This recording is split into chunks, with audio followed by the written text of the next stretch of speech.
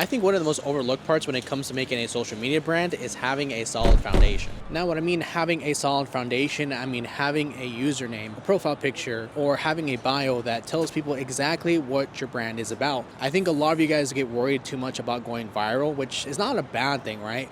But I think the bad thing about that is like, you have to think about the next step. You have to think about, my video went viral, what's next? How do I convert these new viewers into followers? And that's something that you really do have to keep in mind, because people nowadays, even if you have a banging video, people aren't going to follow you. They usually don't know what your page is about. So that's what I'm telling you, like, your profile has to let people know what you're about.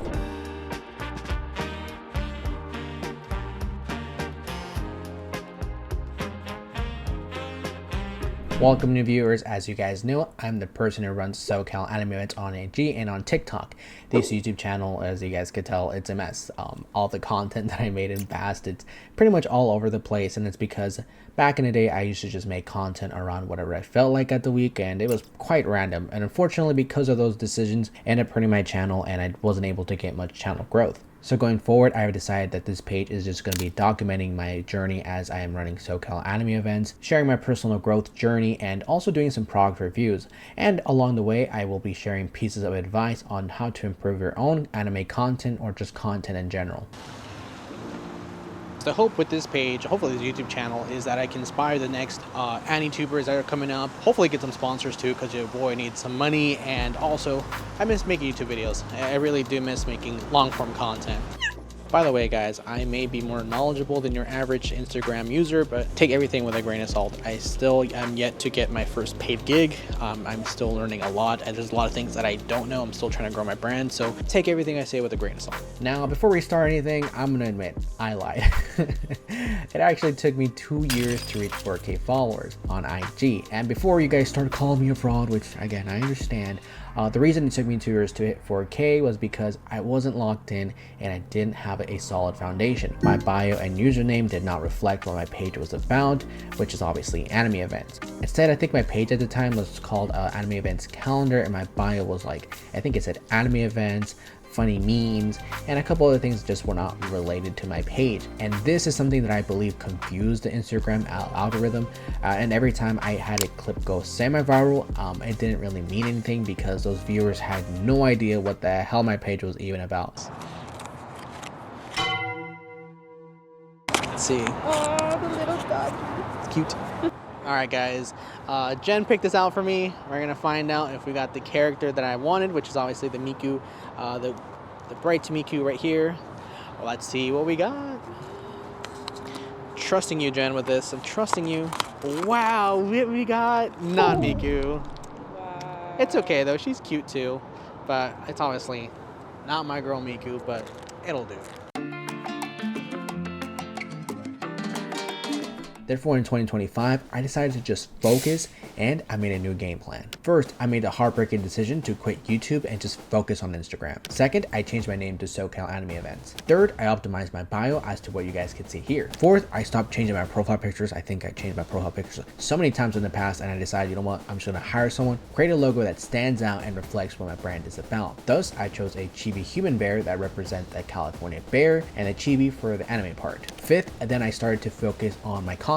I focused on making something viral, and after many tries, I got one that hit 100K, which was eventually my events reel. This reel was able to hit over 100K views, and that made me go from 1,000 followers to 4,000 followers, and that really started getting the ball rolling. Now, the simple science behind it is that reels are meant to get you to new audiences, and you're trying to convert those new audiences into followers. So the way you're able to do this is that if your reel is super entertaining and they impress somebody, people now then click on your profile. Then if your profile is clear and concise and it lets the viewer know that, hey, this is a profile that's worth following for them, they end up following, and that's how you get a new follower. So do yourself a favor right now, upgrade your profile so when your next viral reel hits, you're able to capitalize on it. It's time to visit the place that was the first to recognize the value of my page. Again, this is the first time that a business owner or a professional actually acknowledged and saw my value and potential, which it paid off. The reel that I made for them did exceedingly well for a page with only 4,000 followers, as you guys can see here. Side note, when you guys have your first collab, you're probably going to be nervous because it's your first time ever filming anything. If you are filming in person, you're probably not going to know where to start. My advice is to watch successful reels on how they promote restaurants, stores, or just venues and stuff like that. Watch these things and let it inspire you to give you ideas on how you're going to record. Another tip too that I kind of had to find out the hard way is that always film a lot. Don't be afraid to have excess footage. There's no such thing in terms of like the media world. Like there's no such thing as excess footage. I find that every time I film, I try to film above the bare minimum for collabs because I always find when it comes to the editing room, I always wish I had more content. Now you're probably wondering like, did I get paid when I did this collab? Because when people think of collab, they think, oh, you probably got paid or something like that. And no, I didn't get paid for this. Instead, I received some merch of their choice that they gave me as a thank you. My suggestion to you is when you guys do a collab, at least your first one, do it for free. Use it as experience because the first one you're gonna be really nervous as to what's going on, and have a track record and get an idea of how engaging your audience actually is. And then on the next one, you should definitely charge. Oh dang, okay. I'm a huge Mexico fan, but I gotta admit, that's a penalty.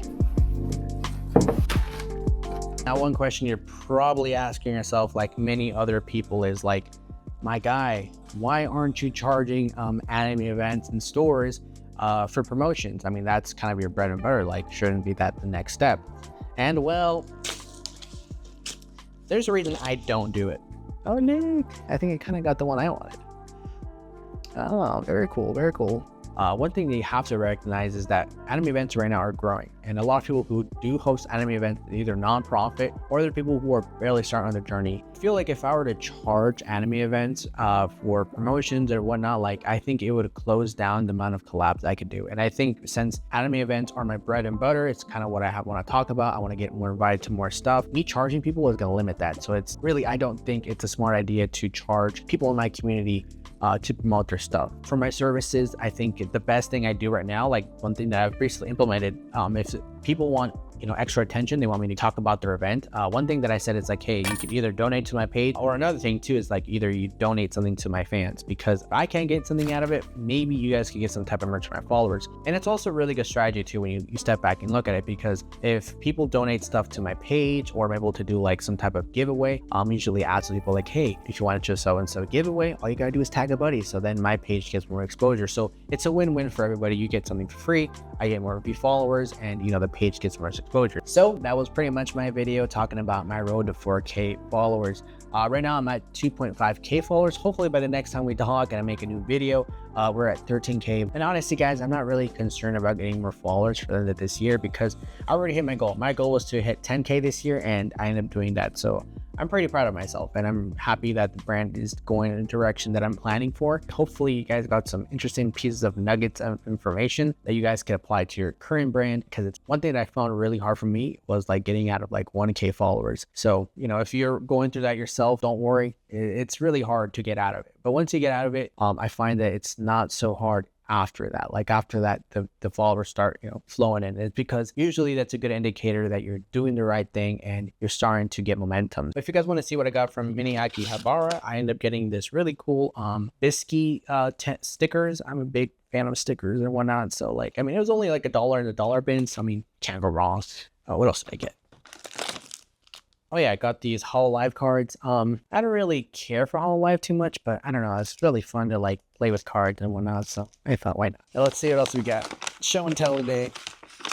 Oh yeah, we also got this really cool quintessential quintuplets keychain. I think she's Miku. Got the name, bro. It's been so long. I should know that, but it's been so long. And I got this really cool Digimon. I mean, this is one of my favorite Digimons ever. So I was like, it's a really cool coaster. Can't go wrong with it. But hey, you guys want to see me open these cards? Let's do it. That concludes the video. I'm just going to go and talk, like show you guys the cards that I got. Let's see if I got anything valuable. Like maybe this will be able to fund my page a little bit more. I don't know who she is. I don't know anything about Hololive. So you guys could tell me what, if any of these things are valuable or not. But one thing I know is like if it's shiny and it's signed by something, it's worth a lot of money. Oh, this card's shiny. It's not signed by anybody, but it's shiny. Should I show you guys my card collection that I have currently? I think I'll just make my video longer for no reason. You know what? I'll do that on the next one. If you guys really want to see my card collection that I have currently right now, it's nothing special, I'll be honest with you guys. It's really nothing special. But let me know down in the comments if you guys want to see the card collection. And here you go, a little bikini pic. All right, you pervs. Talk to you guys later.